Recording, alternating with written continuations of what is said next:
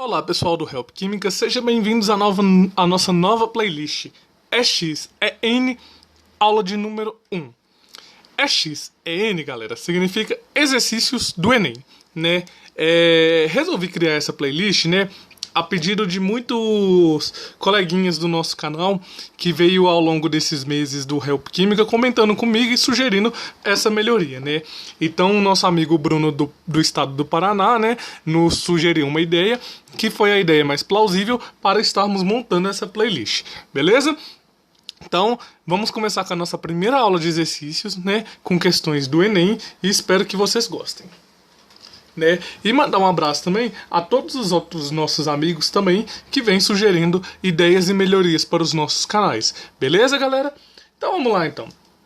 A primeira questão, então, galera, que nós vamos estar fazendo nessa aula de hoje é uma questão do ano de 2001. Caiu na prova do Enem do ano de 2001.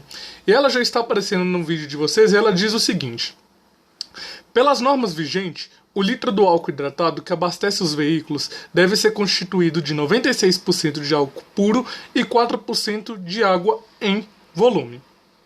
As densidades desses componentes são dadas na tabela. Então aqui nós temos uma tabelinha, né, onde temos a densidade em gramas por litro do álcool e da água. Certo, galera? Beleza. Aí fala o seguinte: um técnico do órgão de defesa do consumidor inspecionou 5 pontos suspeitos de vender álcool hidratado fora das normas. Colheu uma amostra dos produtos de cada posto, mediu a densidade de cada uma, obtendo. Então, a densidade que o técnico obteve, galera, foram as seguintes densidades de acordo com essa tabela aqui de baixo. Aí, a pergunta é a seguinte: a partir desses dados técnicos, pode concluir que estavam com os combustíveis adequados, somente os postos. Então, galera, aqui nessa questão ele está querendo saber quais são os postos, né, que estão trabalhando dentro da norma, né, da Constituição Brasileira daquela época, né, para álcool hidratado. Então, olha só, temos água cuja densidade é 1000 gramas por litro e temos o álcool que é 800 gramas por litro. A água, ela deve estar constituída em 4% no álcool combustível. E o álcool em 96%. Certo, galera? Então é de ser esperado que se a densidade do líquido, né, no caso do combustível, esteja mais próxima do que está em maior quantidade. Então, como o álcool é o que está em maior quantidade, ele está em 96%, é esperado que a densidade seja próxima de 800, certo? Então, qualquer valor que estiver muito escrepulante, ou seja, estiver muito diferente, o combustível provavelmente está com mais água do que o que devia. Então, olha só, nós temos aqui um posto que tem 822, 820, 815, 808 e 805 de densidade. Se vocês forem olhar, esses três aqui possuem densidades relativamente altas, sendo que as que estão próximas de 800 é somente do posto 4 e as do posto 5. Lembrando que a densidade ela deve ser próxima de 800 gramas por litro, porque o álcool ele está em maior quantidade, que é 96%, certo? Então, nós temos como resposta os itens de número 4 e os itens de número 5. Vamos ver se temos essa alternativa. Então, se nós formos olhar aqui, a alternativa correta seria a letra E de Emerson. Certo, galera? É a alternativa dessa questão da prova do Enem. Então, vamos para mais uma, galera. Essa foi muito facinha. A próxima questão é uma questão do Enem do ano de 2012. E ela fala o seguinte: para diminuir o acúmulo de lixo e o desperdício de materiais de valor econômico, e assim reduzir a exploração de recursos naturais, adotou-se em escala internacional a política dos 3 R's: redução, reutilização e reciclagem. Pergunta-se: um exemplo de reciclagem é a utilização de Bom, galera, muitas pessoas não sabem o que significa reciclagem. Aí vocês podem estar se perguntando, né, Emerson, mas é a coisa mais óbvia do mundo. Será? Vamos ver então o significado de reciclar e reutilizar de acordo com o dicionário de português antes de lermos as alternativas. Então, galera, segundo o dicionário, a palavra reciclar significa submeter a mudança. Então a palavra reciclar, ela passa por uma série de tratamentos, uma série de mudanças para poder ser depois reutilizada. E a palavra reutilizar, eu vou abreviar por re aqui, está ligada a usar novamente, né, ou reaproveitar, beleza? Então, a reciclagem é algo que passa por uma série de mudanças, seja elas transformações químicas, sejam elas transformações físicas, né? Nós vimos isso nas nossas aulas de fenômenos químicos e fenômenos físicos, certo? Então, agora que nós temos essas duas ideiazinhas que parecem bobas, mas nós temos essa ideia na nossa cabeça, agora nós conseguiremos ler essa questão e acertar ela. Então, olha só. A alternativa A, ela nos dá o seguinte: garrafas de vidros retornáveis para cervejas e refrigerante. Bom, com aquela definiçãozinha que nós vimos, isso não significa reciclar, e sim reutilizar. Então, essa daqui não é. Essa já é falsa. Alternativa B, latas de alumínio para a fabricação de lingotes. O que seria lingotes, então, para quem não sabe? Lembrando, galera, que é sempre bom ter um dicionário em mãos, beleza? O lingote, galera, ele nada mais, nada menos do que metais reaproveitados e transformados em outros materiais novamente, beleza? Então, essa daqui pode ser uma alternativa, né? Porque para a lata virar outro material, ela precisa sofrer uma série de transformações químicas e físicas, certo? Então, talvez pode ser ela, mas vamos analisar as outras alternativas primeiro, beleza? Alternativa C, o uso de sacolas plásticas de supermercado como lixo caseiro. Claro que não, né, galera? A sacola precisou passar por alguma transformação, alguma mudança para virar o lixo aí de sua casa? Simplesmente deve ter colocado no cesto de lixo, então não é essa a alternativa. Alternativa D, uso de potes de manteigas para preservação de outros alimentos. Mesma coisa, no máximo que você vai fazer é lavar o potinho de manteiga lá para fazer ele de porta-alimentos, porta-temperos, então não é essa a alternativa.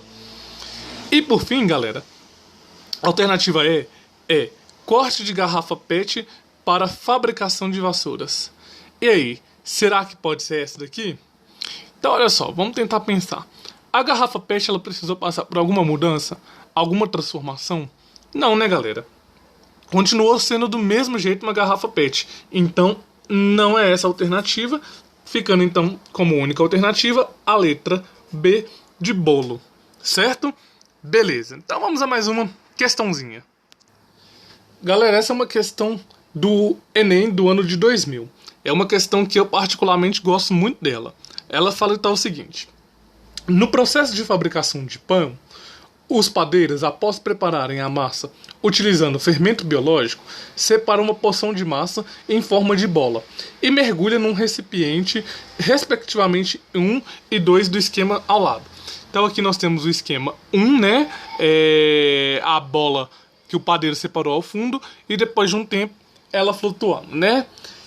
Aí fala o seguinte: quando isso acontece, a massa está pronta para ir ao forno, ou seja, quando essa situação aqui ocorrer, certo? E fala o seguinte: um professor de química explicaria esse procedimento da seguinte forma: a bola de massa torna-se menos densa que o líquido e sobe. A alteração da densidade deve-se à fermentação, processo que pode ser resumido pela equação. Então aqui nós temos uma equaçãozinha, certo? Da glicose transformando o álcool, gás carbônico e liberando energia. Aí pode ter algumas pessoas que perguntam: mas no capítulo 1 das playlists você não ensinou reações químicas, equações químicas, etc. Tudo bem, pessoal, não ensinei ainda. Mas aqui o próprio exercício, ele já nos dá a situação que está acontecendo, entendeu? Então ele meio que te força a pensar na situação que você está trabalhando com ela, né? Então por esse motivo essa questão ela pode ser trabalhada aqui na playlist 1, tá bom? Então vamos lá.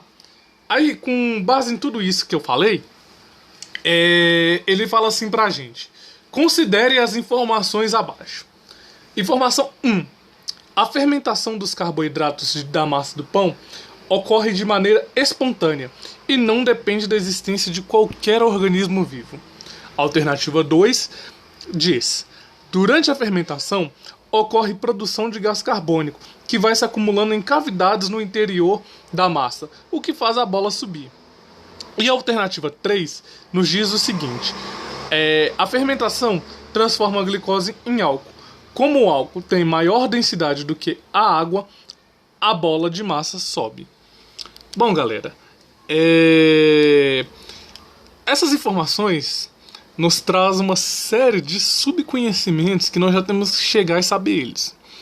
Primeiro de tudo, o que a biologia significa? O que significa nós trabalharmos com biologia? A galera aí que vai tentar medicina, né? A galera que gosta dessas áreas de ciências biológicas. A biologia, ela é o estudo de tudo que tem vida. Na verdade, ela estuda os seres vivos, os seus comportamentos e os seus meios, certo? Se eu estiver errado, por favor, alguém comente aí nos comentários aí do vídeo fazendo favor. Então, galera, se é um fermento biológico, tem que ter algum micro-organismo vivo ali dentro, certo? Então, essa alternativa 1 que fala que ocorre de maneira espontânea, então a glicose estava lá simplesmente, né? Glicose é o açúcar comum que nós temos na nossa casa, né? Aí ela simplesmente falou: cansei de ser açúcar, vou virar álcool e gás carbônico. Por favor, né, gente? Não dá para ser essa alternativa, né? Então, a 1 é falsa. A alternativa 2, ele fala o seguinte: durante a fermentação, ocorre produção de gás carbônico, que vai se acumulando em cavidades no interior da massa, o que faz a bola subir. Bom, galera, nós vimos que densidade é igual a massa pelo volume, certo? Se está formando gás carbônico, que nós já aprendemos nas nossas aulas de mudanças de estados físicos, que o gás ele ocupa todo o espaço que ele está, certo? Então, se ele ocupa todo o espaço que está, vai ter um aumento de volume ali dentro dessa criança e vai ter uma diminuição da densidade. Vocês concordam comigo? Então, por esse motivo, a bolotinha que antes estava aqui embaixo, ela passa a estar aqui em cima agora. Então a alternativa 2 é uma alternativa correta, certo? Então vamos analisar agora a alternativa 3, né? Então olha só, com essa alternativa 2 correta, nós eliminamos o item A e eliminamos o item E.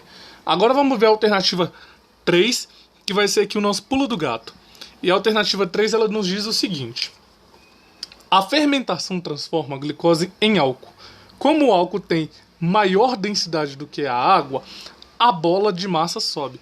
Galera, duas densidades que vocês nunca podem esquecer, pelo menos para o vestibular: a da água, que é 1 grama por litro, e a do álcool, perdão, por litro não, por ml, e a do álcool, que é 0,8 gramas por ml, certo? 0,8 é maior do que 1? Se alguém falou que sim, volta lá nas nossas aulas de número 4, volta nas aulas de matemática básica, porque tá mal, viu? Então, a densidade do álcool não é maior do que a densidade da água.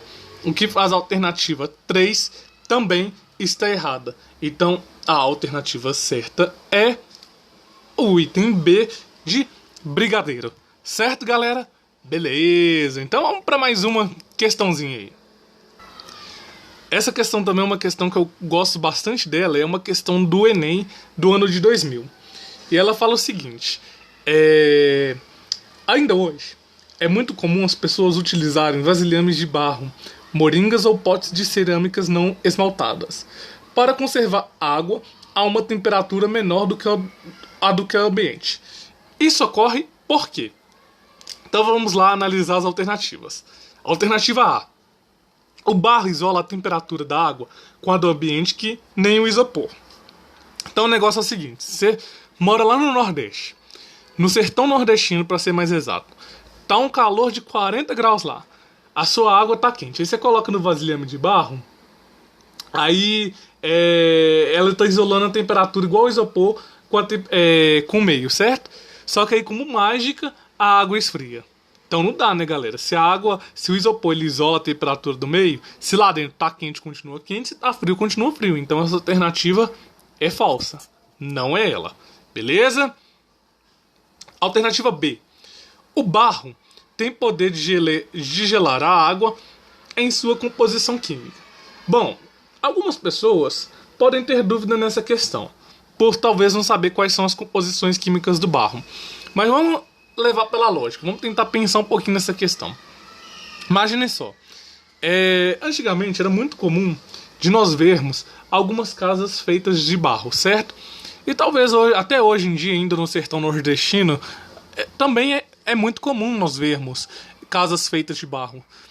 Só que agora, o que eu pergunto a vocês é o seguinte: como uma casa de barro ela teria o poder de gelar suas coisas na composição química? Se fosse assim, casas de barro não precisariam de ventiladores, não precisariam de ar-condicionado, porque elas gelariam automaticamente. As pessoas que, para entrar dentro de uma casa de barro, ia estar tão gelado por causa da composição química do barro, que elas iriam precisar de blusas de frio. Então, obviamente, essa questão é falsa. Não pode ser ela. Alternativa C. O barro é poroso, permitindo que a água passe por ele. Parte dessa água evapora, esfriando o restante. Nas nossas aulas de mudanças de estados físicos, nós aprendemos que, quando há a mudança do estado líquido para o estado gasoso, acontece uma mudança da energia cinética, certo? As partículas ficam mais agitadas. E para isso acontecer, é necessário um fornecimento de energia, certo? Então, nós meio que falamos sobre isso. Tranquilo, galera? Então, talvez essa daqui pode ser a alternativa correta. Mas antes de sairmos marcando desesperadamente, vamos ler as outras questões. A alternativa D, de doce de leite, fala o seguinte: o barro é poroso, fazendo a água depositar fora dele e roubando o calor de dentro. Gente, sinceramente, se alguém marcou essa alternativa, pede pra sair, porque não dá. Essa daqui é aquela questão óbvia que, né, que a gente olha e fala, não é ela. Beleza? E a alternativa E, de escondidinho de carne moída, fala o seguinte: a moringa é uma geladeira natural que gela a água sozinha. Galera, mesmo comentário da alternativa B, né? Então, não pode ser ela. Então, a resposta correta é a letra C, de cachorro quente. Belezinha? Então vamos para mais uma questão. Então, galera, a próxima questão é uma questão do Enem do ano de 2010. E fala o seguinte: com a frequente adulteração de combustível, além de fiscalização, há necessidade de prover meios que o consumidor verifique a qualidade do combustível. Para isso, nas bombas de combustíveis existe um densímetro, semelhante ao ilustrado na figura. Aqui está a figura do nosso densímetro, né? Que, para quem não sabe, é um aparelho que é usado para medir a densidade. Um tubo de vidro fechado fica imerso no combustível devido ao peso das bolinhas de chumbo colocadas no seu interior. Uma coluna vertical central marca a altura de referência, que deve ficar abaixo do nível do combustível, para indicar que a sua densidade está adequada. Como o volume do líquido varia com a temperatura mais que a do vidro, a coluna vertical é preenchida com mercúrio para compensar as variações de temperaturas. Então tem aí todas as ilustrações para você na figura. Aí fala o seguinte a questão: de acordo com o texto, a coluna vertical de mercúrio, quando aquecida, indica a variação da densidade de do combustível com a temperatura. Bom, galera, vamos aqui mudar aqui. Não teria o porquê indicar a variação da densidade do combustível com a temperatura, né? Não tem lógica isso, não tem nem porquê, né? E também até porque o texto nem fala isso, é mais interpretação de texto aqui, né? Então, não é a letra A. O item B fala o seguinte: mostra a diferença da coluna a ser corrigida. Será que é essa mesmo, galera? Será que simplesmente essa coluninha de mercúrio aqui, ela mostraria o tanto que precisa ser corrigida? O que isso mudaria para o consumidor? Acredito que nada, né, galera? Podia até mostrar, mas e daí? O consumidor ia ter que ficar fazendo uma conta manual? Então não tem lógica ser essa, embora essa daqui eu acho que confundiria muita gente, mas não é essa a questão. Item C. Mede a temperatura do ambiente. Só se for, né? Pra que vai medir a temperatura do ambiente? Quem mede a temperatura do ambiente não é densímetro e sim mercúrio. E sim mercúrio não, e sim termômetro. Perdão. Então, não é essa. Item D. De doce de leite. Regula a temperatura do densímetro com a do ambiente. Bom, poderia ser, né? Poderia estar regulando ali para medir a densidade, para evitar a expansão dos gases. Mas por qual motivo que isso seria? Já que o densímetro é para medir a densidade, não é verdade? Então, também não é essa a alternativa. Então, ficando como sobra a letra E de escondidinho de frango, nós temos o seguinte: corrige a altura referência com a densidade do líquido. Não é isso que é o necessário? O líquido não tem que estar imerso nesse jeito da figura? Essa dobrinha aqui não tem que estar aqui para cima no ar, daqui para baixo no combustível? Então só pode ser essa daqui, só pode ser a letra E de escondidinho de frango. Beleza, galera? Então lá, sei que vocês já devem estar ficando com fome de tanto eu falar de comida, né? Então vamos para a última questão aqui do Enem, que é uma questão do ano de 2011. Bom, galera, eu acho que essa questão, na minha opinião, teria duas respostas corretas, certo? Só que tem uma que é mais correta do que a outra, e isso poderia gerar uma tremenda de uma dúvida. Esse tipo de questão, eu sinceramente, na minha opinião, acharia que era uma questão difícil, considerada difícil para estudante de ensino médio. Mas vamos lá, vamos ver o que a questão do Enem de 2011 nos diz. Ela é a seguinte: Belém é cercada por 39 ilhas e sua população convive com as ameaças de doenças. O motivo apontado por especialistas é a poluição da água do rio, principal fonte de sobrevivência dos ribeirinhos. A diarreia é frequente nas crianças e ocorre como consequência da falta de saneamento básico, já que a população não tem acesso a água de boa qualidade. Como não há água potável, a alternativa é consumir a água do rio. O Liberal, 8 de julho de 2008, disponível em www.oliberal.com.br. Aí a pergunta é a seguinte: o procedimento adequado para tratar a água dos rios a fim de atenuar os problemas de saúde causados por micro-organismos das populações ribeirinhas é a... Primeira coisa, é um tipo de questão que nem precisava ler um texto desse tamanho, só para constar isso. Então, se vocês puderem já ler a questão direto e acharem que consegue, vai fundo, galera. Não perde tempo lendo texto, certo? Se vocês acharem que vocês conseguem responder a questão sem o texto. Às vezes o texto ajuda, mas às vezes só atrapalha. Tranquilo? Então vamos lá. Primeira coisa que ele quer saber, galera, é como tratar essa água, certo? E ele oferece aqui a filtração. Filtração trata a água? Não. Nós vimos nas nossas aulas de separações de mistura que a filtração ela só é mente para separar dois componentes, né? Cloração mata micro-organismo? Sim, o cloro ele é adicionado, nós vimos na aula de número 13, para matar micro-organismos. Então pode ser essa alternativa, mas eu vou falar para vocês por que são duas alternativas que podem ser corretas. Coagulação. Bom, aula de número 13 também, então não é a coagulação. Fluoretação. Pode ser também, porque o flúor é inclusive adicionado nas pastas de dentes para prevenção das cáries, certo? E também a decantação. Decantação também nós vimos que é um tipo de separação de misturas, então não pode ser. E agora, galera? Pode ser a alternativa B, de bolo de chocolate, e pode ser a alternativa D, de doce de leite. E aí? Qual das duas poderão ser correta? E agora, hein? É agora que vocês vão ir pelo doce que é mais gostoso, que é B de bolo de chocolate ou D de doce de leite, Ou é aquelas horas que vocês falam fué, fué, fué, fué? Acho que não, né, galera? Então, olha só. Embora os dois métodos sejam eficazes para matar bactérias, tem um desses caras que ele é altamente tóxico para o organismo. É o cloro. O cloro é altamente tóxico para o organismo, ele deve ser usado em pouquíssimas quantidades. Então, por preço de saúde, já que é para prevenção a doenças, o cloro é o mais indicado e a resposta correta é a letra B de bolo de chocolate. Beleza, galera?